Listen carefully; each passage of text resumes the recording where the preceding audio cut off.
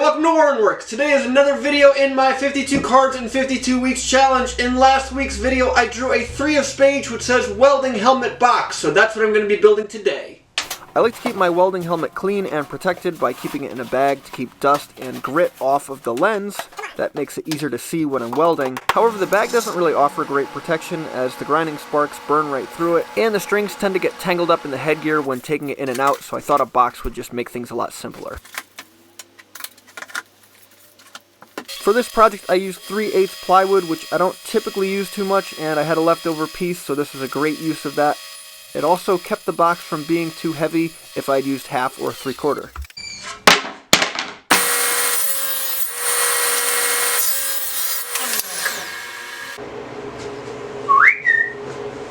So I wanted this box to be light, but I also wanted it to be strong because it's going to be in my garage and in a metal shop environment. So what I decided to do was use box joints for all the edges. And I can set up a 3/8 dado stack and then set up a sacrificial fence on my crosscut sled, glue a 3/8 pin in that slot. Then I can move that whole fence over 3/8 of an inch, which will give me an even 3/8 inch spacing all the way up the side. With the jig set up, I can run the sides through the blade and then move the workpiece over so the pin fits into the slot, run the next cut, and then repeat that all the way up the side.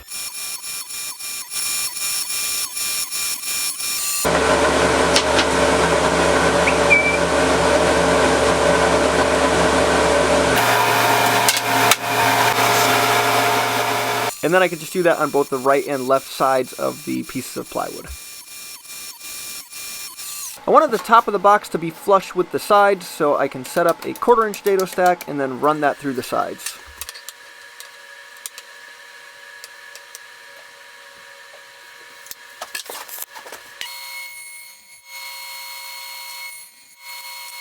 For the bottom, I had to use a piece of 1/2 inch plywood because I didn't have enough 3/8, so I'll run a 1/2 inch dado on the bottom, just sneaking up on that fit so that a 1/2 inch piece of plywood fits in there nicely.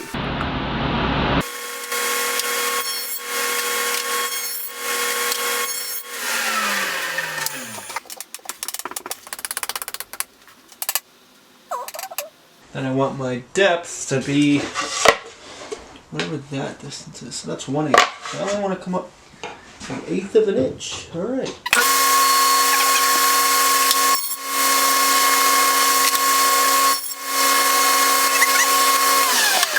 So for the top, I want it to fit in there just like that. See how that lines up nicely on both edges? That way I can get glue on all surfaces and have it bond. So now I can run this through. When running panels, I always like to go and then rotate the piece counterclockwise. That way, if there's tear out on this side, the next pass cleans that tear out up. I'll show you what I mean.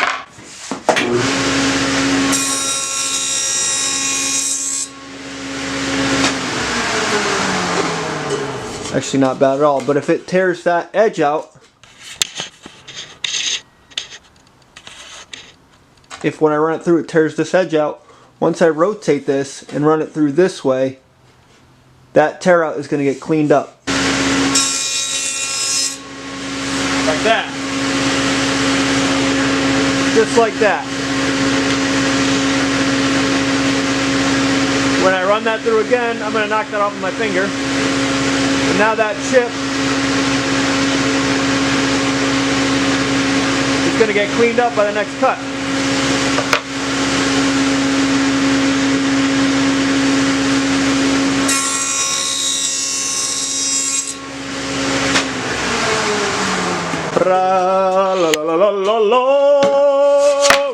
Let's glue this thing up.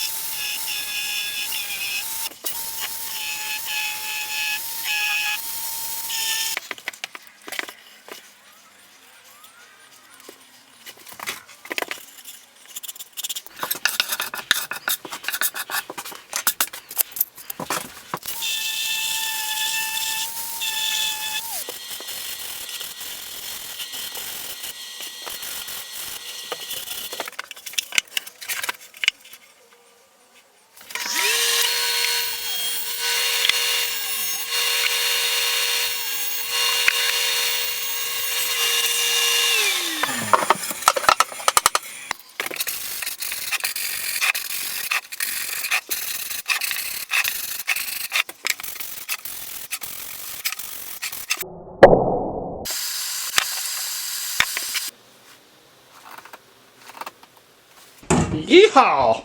That's a pretty good one. So it so happened that I was in the middle of a client project and I needed to spray some shelves.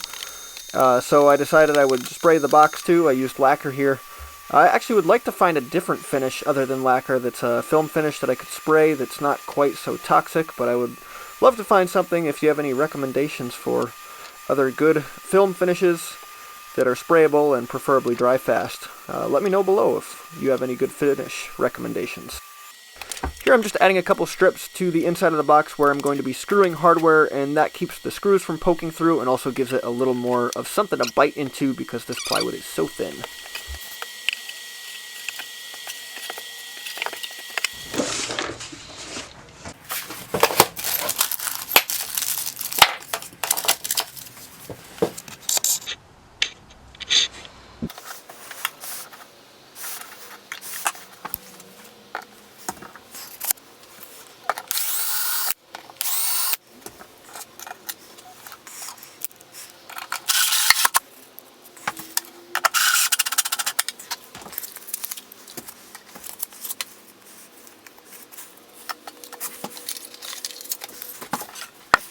I used just a couple of cards to add a little gap in between the lid and the box, just so the hinges don't bind when the box closes.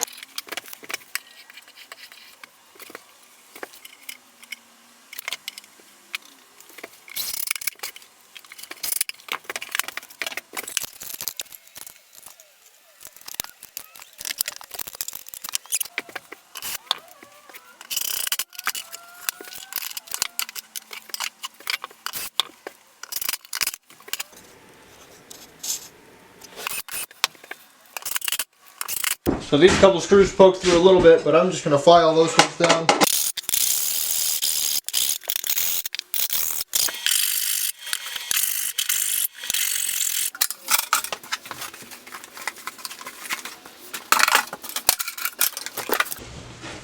Okay, well that's going to be it for this video. I hope you enjoyed my welding helmet box. This was a good little project that I've wanted to do for a long time. I'm very happy with how that came out.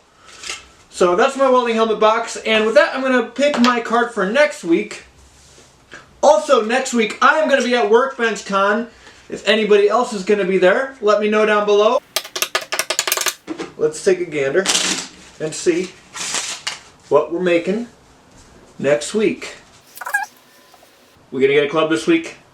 We kind of have to, right? Let's see. Fix-It Club's disc sander rest. Great. So, next week I will be building a disc sander rest. If you would like to watch that video, please consider subscribing. And if you'd like to watch last week's video, you can check out the playlist of all of these one-day builds or click the link right below for last week's video. With that being said, thank you very much for watching, and I hope you come back and watch my new video next week. Thanks for watching.